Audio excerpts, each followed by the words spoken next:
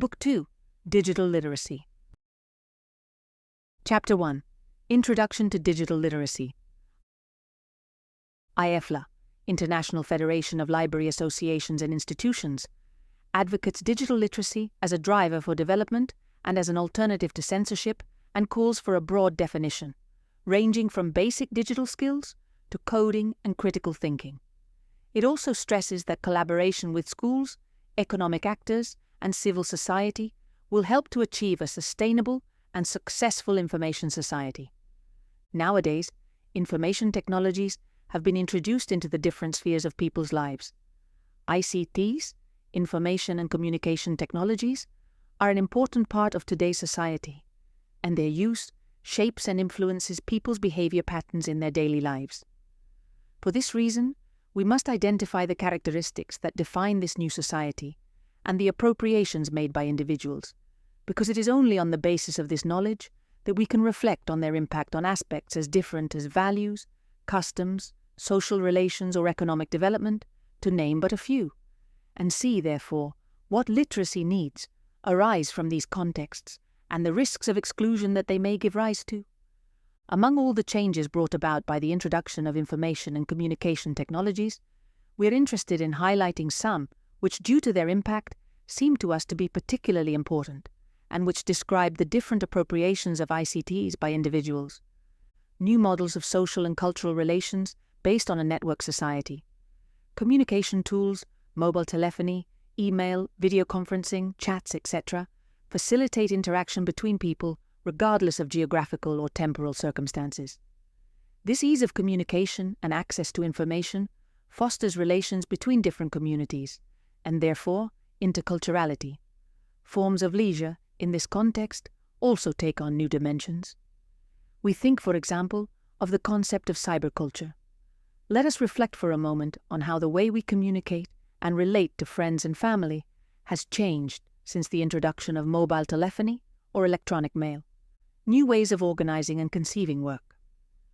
According to Professor Carnoy, 2004, one of the most important impacts of the introduction of ICTs in companies lies in the ability to interconnect different departments with each other, with workers, or with other companies. One of the implications of the ease of sharing information and being able to coordinate activities at a distance leads, in a way, to less hierarchical and more dynamic organizational structures. Thus, flatter structures are imposed where the autonomy of workers, their ability to manage their time, teamwork, or the ability to adapt to changes is increasingly important. New ways of accessing education. A clear example of this change, as we have pointed out, is distance education through ICTs, where the way students learn acquires specific characteristics. And not only in distance learning, ICTs are also part of the tools of face-to-face learning. Once again, we are thinking of the possibilities of the Internet for searching for information or its processing tools. The potential of ICT is also present in the possibilities for improving people's lifelong learning. The possibility of accessing information via the web increases the opportunities for self-training. ICTs directly affect the way work processes in education are organized, the training requirements of teachers or pedagogical practice itself, new ways of providing and acquiring services. As we have already mentioned, the way in which work is organized and conceived also has repercussions on the way in which users can enjoy the services offered by companies or the administration. This aspect is especially critical when we think of services that are of capital importance in people's development, such as healthcare. Examples: the purchase of tickets at a cash machine or online, checking the result of a football match by mobile phone, paying a tax online, avoiding the traditional queues at the tax office, the possibility of requesting a doctor's appointment online, telephone and internet banking transactions. What we are interested in highlighting is that these new perspectives in the way of working, of accessing knowledge and education, of relating and living, are not the same for everyone, and therefore, in the same way that they generate new opportunities, they also generate new forms of inequalities in any field, personal, professional, leisure, etc., and therefore new risks of social exclusion. The European Union reflects on social exclusion as follows. Social exclusion does not only mean insufficient income. It goes beyond even participation in working life, It manifests itself in areas such as housing, education, health, and access to services. It affects not only individuals who have suffered severe setbacks, but entire social groups in both urban and rural areas who are discriminated against, segregated, or victims of the weakening of traditional forms of social relations. More generally, by revealing the flaws in the social structure, exclusion reveals more than social inequality and implies the risk of a dual or fragmented society. Commission of the European Communities, Green Paper, European Social Policy, Options for the Union, Office for Official Publications of the European Communities. In this definition, the elements of the scenarios outlined in the previous section are present: new models of social relations, new working environment, new forms of access to education or services. In the context of the European Union, a series of structural changes are identified in today's society which have a strong impact on the processes of social exclusion and which must therefore be taken into account when tackling it.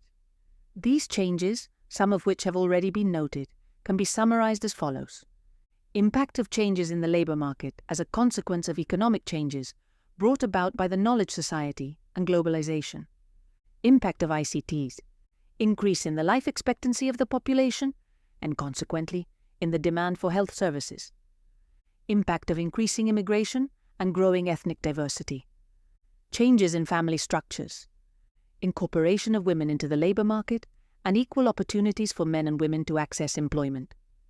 In terms of our analysis, we are interested in two very specific areas: the impact of ICTs and the impact of increasing immigration and the growth of ethnic diversity.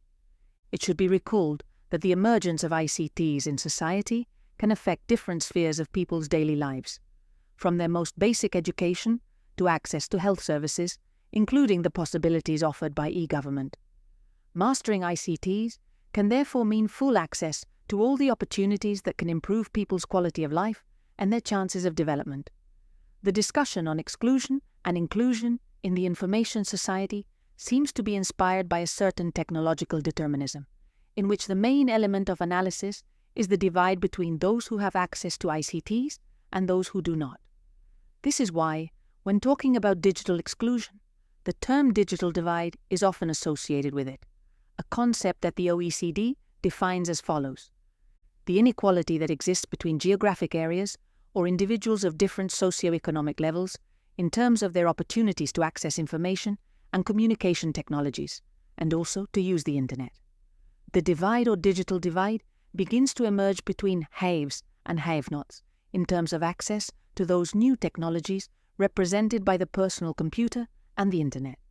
From a certain point onwards, the use of these ICTs becomes general and knowledge of their use almost essential. The information society is taking shape, and digital illiteracy begins to be a category with negative connotations for the development of many work activities and even for social relations. It is then that groups of citizens begin to take shape who do not join this technological dynamic, remaining on the margins. With the passage of time, and as the information society consolidates, these groups will end up joining the large group of the socially excluded and marginalized. Ballestero, 2002, pagina. Nutru onravde. In other words, the digital divide would be the separation between the sector of the population that uses ICTs and that which cannot access them, or which, having the possibility of accessing them, does not do so due to lack of interest or lack of training. We consider that a person is digitally excluded when he or she is deprived of access to the opportunities and rights derived from the use of ICTs, or when he or she does not have the training to enjoy them. We start from the idea that there is a moment, which may be a more or less short period of time, from which ICTs become habitual and almost indispensable. From this point onwards, we can speak of a digitally literate society and at the same time of digitally excluded people who may end up being socially excluded. In order to facilitate equal opportunities in access to and use of ICTs, we enter a second stage where the key factors focus on two aspects: the empowerment of people and the creation and validation of quality content appropriate to the needs of different groups. Ensuring access to and use of ICTs is a complex task in which a series of factors, Digital resources, social aspects, human resources and physical resources converge to establish a set of relationships. Thus, when talking about e-inclusion, several factors must be taken into account in relation to the following aspects. Warschauer, 2002. Physical resources, telecommunications infrastructure, hardware and software. Digital resources. For access to the web to really mean an improvement in opportunities, content, services and materials must be available, and they must be of real value to the people who use them. Human or training resources, that is, the basic skills in the use of ICTs, both on the part of the professionals who must develop technologies and services, and on the part of the individuals who must use them. Social and community resources, institutional structures and agents that should support the above aspects. At this point, we could think that a digitally literate person is capable of facing the challenges that today's society presents them with. That is to say, given that they have the ability to use ICTs, to access information on aspects that can improve their daily lives, in areas as diverse as health, education, employment or leisure, their social integration process can be much easier. Nothing could be further from the truth. We must bear in mind that e-inclusion is by no means synonymous with social inclusion, although they may be associated and interrelated. There is no doubt about the benefits that access to ICTs can bring to a person, but it is really the uses that are made of these technologies, and by extension, the information that is used with them, that will determine whether or not a level of social inclusion has been achieved. The appropriation of technologies could reinforce people's daily patterns of behavior, so full digital empowerment need not be associated with a change in a person's personal situation, as that person may continue to be socially excluded. In this sense, we can cite a very interesting research study carried out in Scotland with a group of beggars. The study analysed the use of the internet by a group of beggars. Direct observation was carried out, and a group of social workers lived in begging conditions during the research. The main conclusions derived from the research were that beggars were able to use the internet in many different applications. Search engines, which they used to obtain information about new shelters, new soup kitchens in the city, mobile phones or email to communicate with distant relatives to whom they did not disclose their situation of begging. The target group was considered to be digitally included. They had easy access to the internet through local internet cafes, and at the same time, digitally literate. They knew how to use technology to communicate and to access the information they needed. However, he remained socially excluded. He continued to live in conditions of poverty, without access to housing, without access to healthcare, reinforcing social ties in a marginalized group. Therefore, what we are interested in emphasizing is that digital inclusion and digital literacy programs need to be designed with different factors in mind. A. Identify the target group you wish to work with. B. Level of literacy and integration to be reached. C. Identify the barriers of this group and the contents that can serve as motivation for the process. D. Identify the actors to be involved in the process and the partnerships to be established. It is also important to stress that digital literacy within the framework of social inclusion processes is a social and individual matter. The responsibility for making these processes work and converge lies with each and every one of the different agents involved, from public bodies to the recipients of the process themselves, which is why joint and coordinated work should guide any action and policy that is planned, however local it may be. With regard to the impact of increasing immigration and the growth of ethnic diversity, digital literacy emerges as a fundamental pillar in the integration process of long-term migrants, playing a crucial role in their ability to integrate effectively into host societies. This concept encompasses not only the basic ability to use technological tools such as computers and the internet, but also the competence to navigate digital platforms, manage online information, and actively participate in virtual environments. First, digital literacy provides migrants with privileged access to a vast amount of information and resources that are critical to their adaptation and well-being in the destination country. From knowing their legal and labor rights, to accessing social, educational, and health services, the ability to search and understand information on the web becomes an invaluable resource. This not only facilitates their social and cultural integration, but also strengthens their autonomy by enabling them to make informed decisions and manage their own affairs effectively. Furthermore, the ability to communicate through digital platforms connects migrants with their social networks and family members scattered across the globe. This virtual connection not only mitigates the sense of isolation and loneliness common among migrants, but also preserves and strengthens their cultural and emotional ties with their communities of origin. It is an essential means of maintaining a strong cultural identity while integrating into new contexts. From an employment perspective, digital literacy significantly expands the career opportunities available to migrants. Many jobs require basic technology skills, from writing emails to using specialized software and management platforms. Digital literacy offers a number of significant advantages. It allows users to explore a wide range of job opportunities available through job portals and professional networks on the internet. The ability to write and send digitized CVs effectively becomes crucial to stand out from other candidates.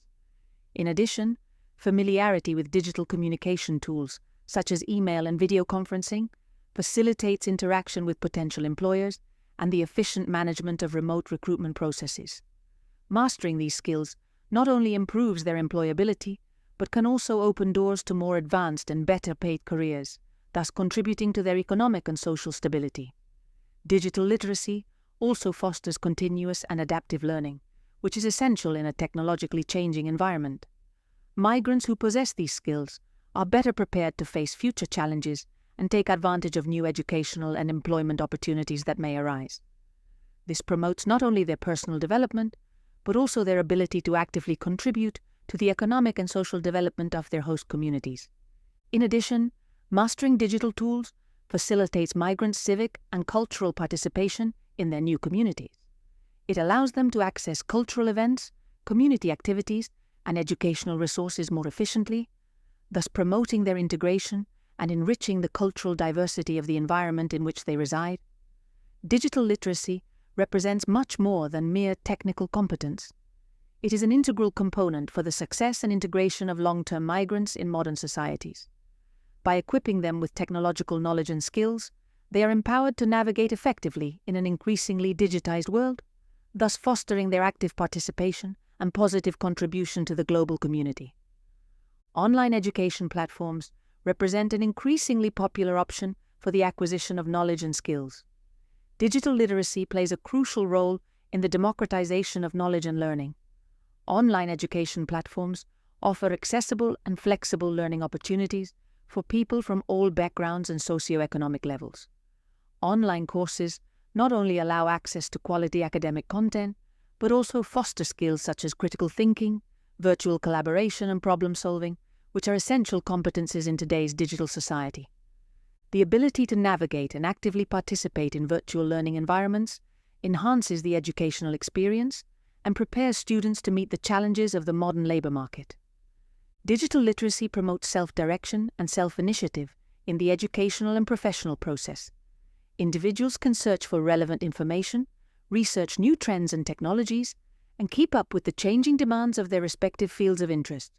This autonomy not only strengthens self-confidence and problem-solving skills, but also expands opportunities for long-term personal and professional growth and development. Digital literacy is positioned as a key enabler for equitable and effective access to employment and education platforms in the digital age. By equipping individuals with advanced technical skills and digital competencies, they are empowered to successfully navigate a digitized environment, take advantage of continuous learning opportunities, and actively participate in today's globalized and competitive labor market. In the current landscape, digital literacy emerges as a key determinant for mitigating socioeconomic disparities and promoting digital inclusion. This competence is not simply limited to basic knowledge of computers and the internet, but encompasses a broader spectrum that includes advanced skills in handling sophisticated digital tools, from job search applications to design platforms and artificial intelligence. In an increasingly competitive and digitized market, companies value candidates who not only have specific technical skills, but also the ability to adapt to and effectively use emerging technologies. For example, the ability to use specialized graphic design applications or cloud-based project management platforms can make the difference between accessing high-paying jobs or falling behind in the labor market. Digital literacy also facilitates efficiency in administrative and bureaucratic processes. From filing forms online to managing digital documents and communicating electronically with government entities, these skills not only save time and resources, but also improve accessibility and transparency in interactions with the public sector. It is important to note that digital literacy is not only about technical skills, but also about the cognitive and socio-emotional capacities needed to thrive in a technologically advanced environment. This includes the ability to discern relevant and reliable information online, manage data ethically and responsibly, and participate constructively in digital communities. Investing in digital literacy programs is crucial to bridge the digital divide and promote social and economic inclusion. It provides individuals and communities with the tools they need to actively participate in the global digital economy, access better job and educational opportunities, and improve their overall quality of life. Digital literacy is not only a technical imperative, but also a catalyst for empowerment and equity in an era dominated by technology. The impact of emerging technologies such as artificial intelligence and machine learning, which are transforming entire industries, cannot be ignored. In short, digital literacy is not just about learning how to use specific tools, but about acquiring a mindset and skills that enable people not only to survive, but to thrive in an increasingly interconnected and technologically advanced world.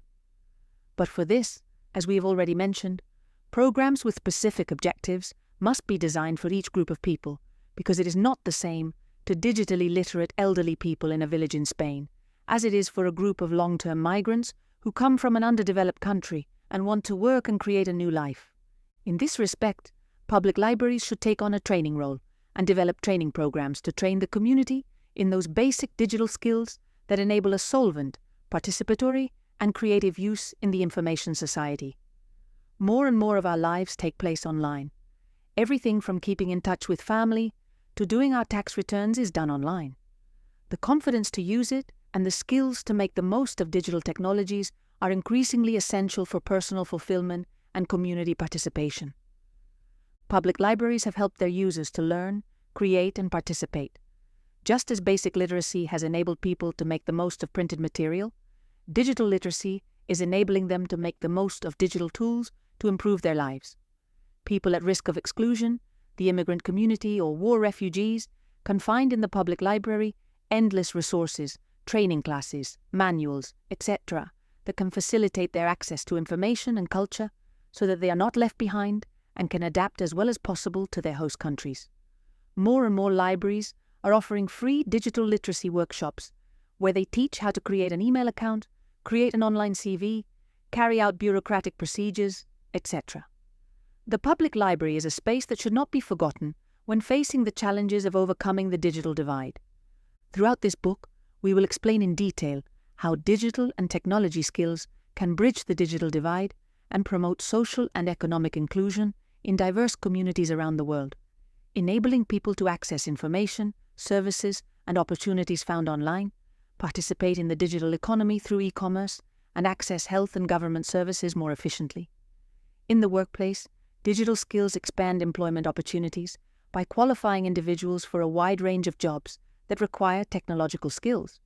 We will detail the tools that are available to everyone and can be used. We will see how digital literacy empowers people, reduces inequalities, and fosters economic and social development.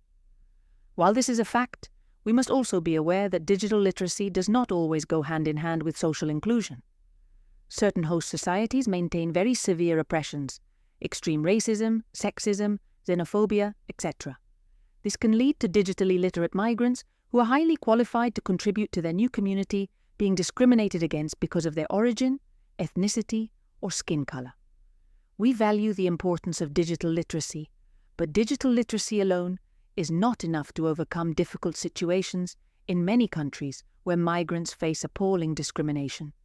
However, being digitally literate will always help and make their integration in the host country a little easier, as they will not be left out of virtual relationships and will be able to form part of a global network of knowledge available to all.